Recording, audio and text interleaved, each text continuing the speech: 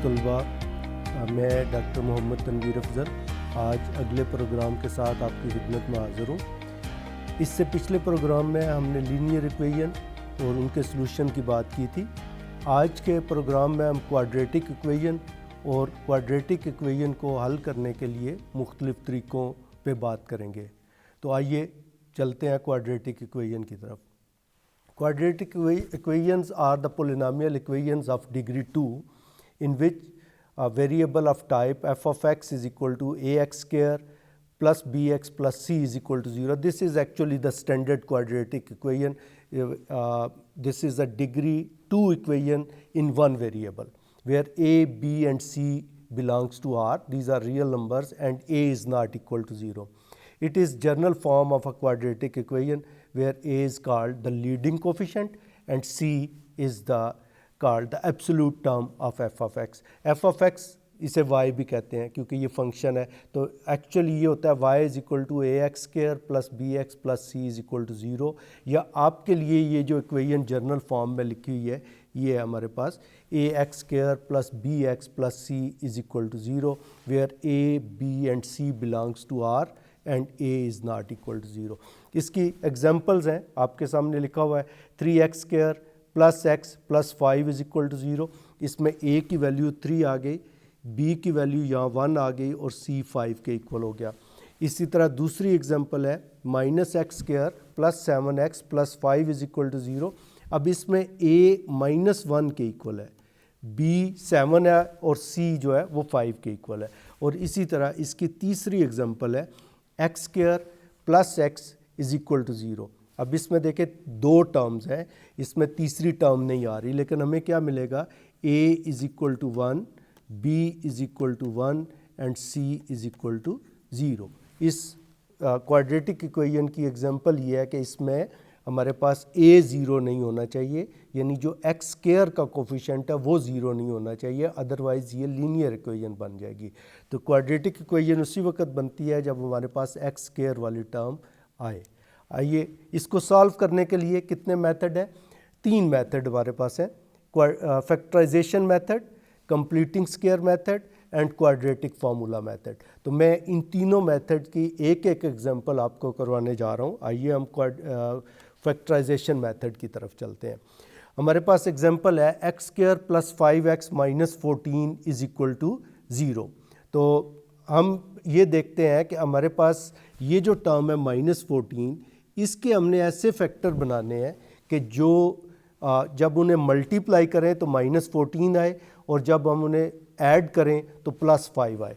तो माइनस 14 के जो फैक्टर बनते हैं वो 7 क्रॉस 2 होता है, और क्योंकि ये माइनस 14 है और इधर प्लस 5 है तो हम माइनस 2 के साथ लगा देते हैं। तो हमारे पास आ गया x square plus 7x minus 2x, ये माइनस 14 है, sorry minus 14 is equal to 0। अब इसको सॉल्व करने के लिए आप देखें हमने 5 जो है 5x था इसके 2 फैक्टर बना दिए 7x माइनस 2x, तो ये भी 5x ही बनता है। तो अब इस टर्म में से हम कॉमन लेते हैं, मैं आपको एक स्टेप लिख के दिखाता हूँ। x कॉमन लिया तो हमारे पास बच गया x प्लस 7, और जो अगली टर्म है इसमें से हमने माइनस 2 कॉमन लिया तो ये x बच गया, और ये जो माइनस 14 है इसमें से 2 कॉमन लिया तो ये भी 7 बच गया। अब देखें इन दो टर्म्स में हमारे पास x प्लस 7 कॉमन है और बाकी बच गया x माइनस 2। तो इस तरह हमने फैक्टराइज करके जो हमारी टर्म थी x square plus 5x minus 14 is equal to 0, उसको हमने लिख लिया x minus 2 multiplied by x plus 7 is equal to 0। जब दो टर्म्स मल्टीप्लाई होके 0 आंसर आ रहा हो तो क्या होता है, उनमें से कम एक टर्म ज़रूर 0 होती है। इसलिए हम कहते हैं if x minus 2 is equal to 0, तो इधर से हमें इसमें प्लस 2 करेंगे तो इधर भी प्लस 2 करेंगे, ये आपस में कैंसिल होंगे तो x की वैल्यू 2 मिल जाएगी।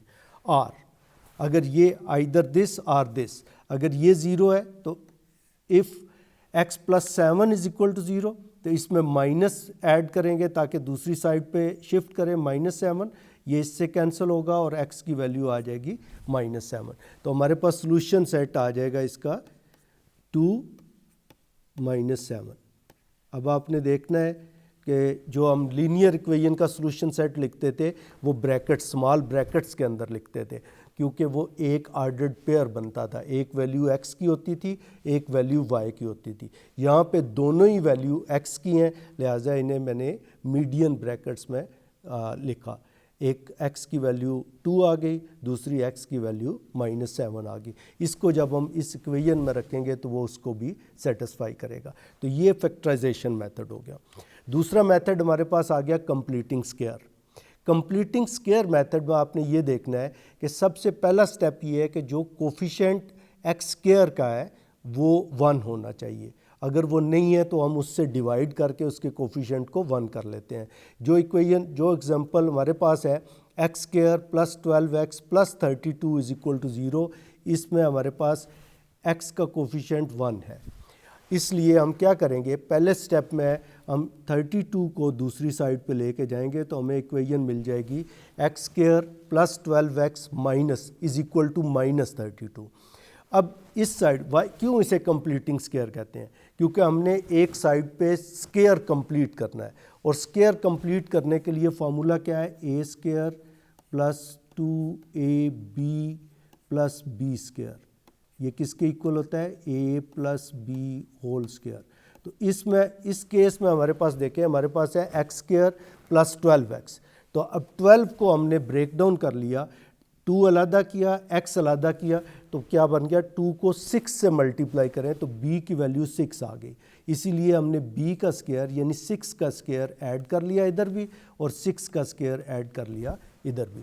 अब लेफ्ट हैंड साइड वाली टर्म देखें तो ये है x square plus 2ab plus b square, यानी a square plus 2ab plus b square, और a की जगह x आ रहा है और b की जगह 6 आ रहा है, लिहाजा हम इसे लिख देंगे x प्लस 6 होल स्क्वायर।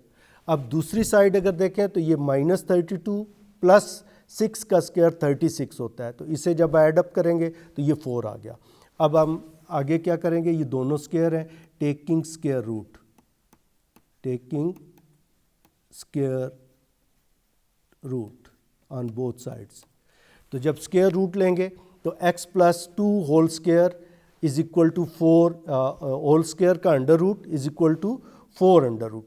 तो हमें मिल गया x plus 6 is equal to 4 का स्क्वायर रूट क्या होता है 2, तो x plus 6 is equal to 2, क्योंकि हमें वैल्यू आई, जब आप स्क्वायर रूट के फाइंड करते हैं तो ये वैल्यू दोनों प्लस या माइनस में होती है, तो लिहाजा हम x plus 6 is equal to plus minus 2। तो एक दफ़ा इसे रखेंगे x plus 6 is equal to 2, 6 दूसरी साइड पे आएगा तो x की वैल्यू आ गई -4। दूसरी दफ़ा लिखेंगे x plus 6 is equal to -2, तो अब 6 दूसरी साइड पे आके माइनस हो जाएगा, तो ये हमें वैल्यू मिल गई -8। तो इसका सोल्यूशन सेट क्या आ गया हमारे पास, solution set is equal to -4 -8। तो ये जो तरीका है इसे हम कहते हैं कंप्लीटिंग स्क्वायर मेथड। इसका फर्स्ट स्टेप क्या है कि आपके पास जो भी एक्स स्क्वायर का कोफिशिएंट है उससे डिवाइड कर लें, फिर उसके बाद जो कांस्टेंट वैल्यू है उसे दूसरी साइड पे ले जाएं। तीसरा स्टेप ये है कि आप लेफ़्ट हैंड साइड पे स्क्वायर कंप्लीट करें, और चौथा स्टेप ये है कि उसका स्क्वायर रूट ले लें। जब स्क्वायर रूट ले लेंगे तो आखिरी स्टेप में हम सिंपल लीनियर इक्वेशन रह जाएगी जिसे सॉल्व करके x की वैल्यूज़ हासिल कर सकते हैं। तो ये क्वाड्रेटिक इक्वेशन को सॉल्व करने का दूसरा तरीका है। अब इसके तीसरा तरीका जो कि क्वाड्रेटिक फार्मूला है, ये क्वाड्रेटिक फार्मूला भी हम डिटरमिन करते हैं बाय कंप्लीटिंग स्क्वायर मेथड। जब आप इस इक्वेशन को ax square plus bx plus c is equal to 0 को सॉल्व करेंगे बाय कंप्लीटिंग स्क्वायर मेथड, तो आपके पास ये वैल्यू आ जाएगी, x is equal to -b plus minus b square minus 4ac over 2a, b square minus 4ac square root over 2a। इस formula को इस्तेमाल करते हुए हम क्वाड्रेटिक इक्वेशन को भी सॉल्व कर सकते हैं, और ये सबसे जर्नलाइज तरीका है। अगर आपके पास कोई भी क्वाड्रेटिक इक्वेशन आती है तो उसको इस फार्मूला से सॉल्व किया जा सकता है। कंप्लीटिंग स्क्वायर मेथड उस पे भी अप्लाई हो जाता है, और उससे पीछे जो हमने फैक्टराइजेशन वाला मेथड किया उस पे भी ये फार्मूला अप्लाई हो जाता है। तो आइए इसको अप्लाई करते हैं कौन सी इक्वेशन है हमारे पास, x square plus 5x minus 14 is equal to 0। तो इसमें ज़रा आइडेंटिफाई करें कि a की वैल्यू क्या है, b की वैल्यू क्या है और c की वैल्यू क्या है। यस, a एक्स स्क्वायर का कोफिशिएंट होता है तो a इज इक्वल टू 1। अब इसमें b जो है वो x का कोफिशिएंट होता है, इसकी वैल्यू आ गई 5, और c जो है वो हमारे पास कांस्टेंट वैल्यू होती है, इसकी वैल्यू आ गई -14। अब फार्मूला है हमारे पास x is equal to minus b plus minus b square minus 4ac under root over 2 है। अब इसमें हम वैल्यूज़ पुट करेंगे। अब देखें b की वैल्यू 5 है तो माइनस ब्रैकेट के अंदर 5 plus minus 5 square minus 4, a की जगह 1 रख लिया, b की जगह माइनस 14 रख लिया। तो माइनस और माइनस प्लस हो जाएंगे, ये ब्रैकेट खुलेगी तो ये माइनस आ गया, तो 14 4 इज़ 56 प्लस 25 ये हमें 81 मिल गया। तो -5 प्लस माइनस 81 ओवर 2। अब 81 का स्क्वायर रूट क्या होता है, 9।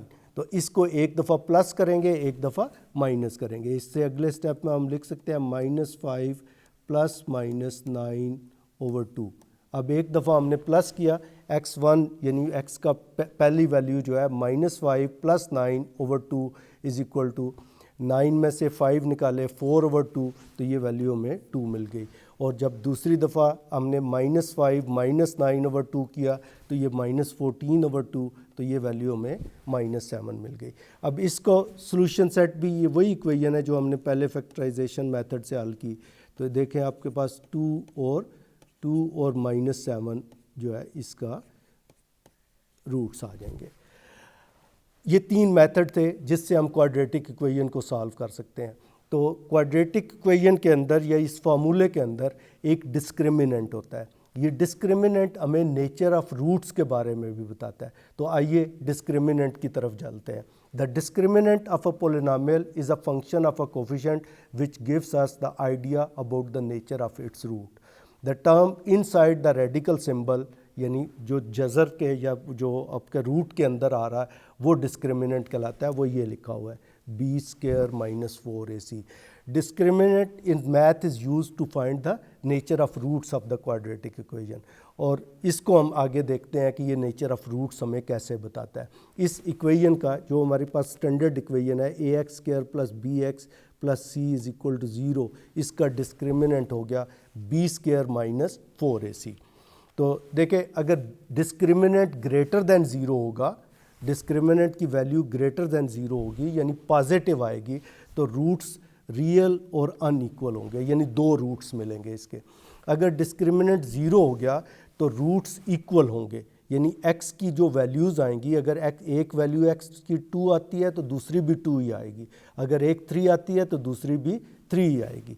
लेकिन अगर ये लेस देन 0 है, नेगेटिव आ जाता है, तो स्क्वायर रूट के अंदर नेगेटिव वैल्यू आ जाना, तो वो उसको हम आपको अभी तक यही बताया गया कि उसे हम वैल्यूएट नहीं कर सकते, लेकिन एक्चुअली वो इमेजिनरी वैल्यू होती है।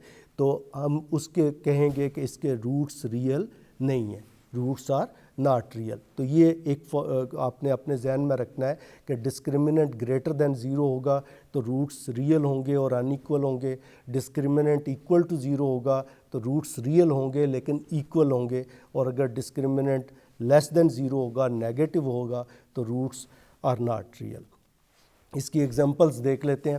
आपके पास इक्वेशन है 3x square plus 2x plus 5 is equal to 0, तो इसका डिस्क्रिमिनेंट बनेगा b square minus 4ac। b की वैल्यू 2 है, a की वैल्यू 3 है, c की वैल्यू 5 है, तो हमें मिल गया 2 square minus 4 multiplied by 3 multiplied by 5, तो ये इसे सॉल्व करके -56 आ गया।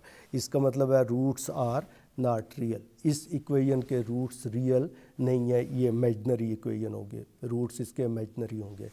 दूसरी एग्जांपल हमारे पास आ गई, हम 2x square plus 8x plus 8 is equal to 0, इसका discriminant b square minus 4ac। 8 का स्क्वायर हमारे पास 64 minus 4 multiplied by 2 multiplied by 8, ये भी हमारे पास 64 आ गया is equal to 0। It means कि ये कंप्लीट स्क्वायर है और इसके रूट्स जो है वो इक्वल होंगे। अब यहाँ पे एक और एग्जांपल आपको दे दी गई, b square minus 4ac if it is greater than zero there are two real solutions. ये मैं आपको अभी पहले बता चुका। जब ये ज़ीरो के इक्वल आएगा discriminant, there is one solution, यानी वो रूट्स इक्वल होंगे, और there is no real solution अगर ये लेस दैन ज़ीरो होता है। तो क्वाड्रेटिक इक्वेशंस अप्लाई कहाँ होती हैं? क्वाड्रेटिक इक्वेशन मैथमेटिक्स में बहुत से मौक़ों पर इस्तेमाल होती हैं। जैसा कि हम पाइथागोरस थ्योरम में जो है, ये भी क्वाड्रेटिक इक्वेशन की ही एक एग्जांपल है। आप एरिया फाइंड करते हैं किसी ट्रायंगल का, तो वो भी जो है हम क्वाड्रेटिक इक्वेशन में उसे कन्वर्ट कर सकते हैं। किसी का जो है हमने पेरीमीटर या रेक्टेंगल का एरिया फाइंड करना है, तो उसमें भी क्वाड्रेटिक इक्वेशन का इस्तेमाल हो जाता है। तो बहुत सारी इक्वेशंस ऐसी हैं जिनको हम सॉल्व करने के लिए उन्हें क्वाड्रेटिक इक्वेशंस में ट्रांसफॉर्म कर लेते हैं, तो इससे हमारे सॉल्यूशंस जो है आसान हो जाते हैं। बहुत सारे ऐसे प्रॉब्लम्स हैं आम जिंदगी में, जैसे एरिया फाइंड करना, किसी speed of an object find करना, प्रॉफिट लॉस के प्रॉब्लम्स हैं। तो इन सब में हम जो है क्वाड्रेटिक इक्वेशन को इस्तेमाल करते हैं। अज़ीज़ तलबा, आज के इस प्रोग्राम में हमने क्वाड्रेटिक इक्वेशन और क्वाड्रेटिक इक्वेशन को सॉल्व करने के मुख्तलिफ़ तरीके, जो कि फैक्टराइजेशन, कंप्लीशन मेथड और फार्मूला, क्वाड्रेटिक फार्मूला, उससे क्वाड्रेटिक इक्वेशन सॉल्व करने के तरीके सीखे हैं। उम्मीद है आप इससे मुतल्लिका एग्जांपल्स को दोबारा करेंगे और फिर ये देखेंगे कि हम डिस्क्रिमिनेंट को कैसे यूज़ करके नेचर ऑफ रूट्स फाइंड कर सकते हैं और क्वाड्रेटिक इक्वेशन की क्या एप्लीकेशन है। तो उम्मीद है इन कंसेप्ट को आप बड़े अच्छे तरीके से सॉल्व कर लेंगे और समझ लेंगे। मेरी तरफ से आज के लिए इतना ही। इंशाअल्लाह अगले प्रोग्राम में दोबारा मुलाकात होगी। अल्लाह हाफ़िज़।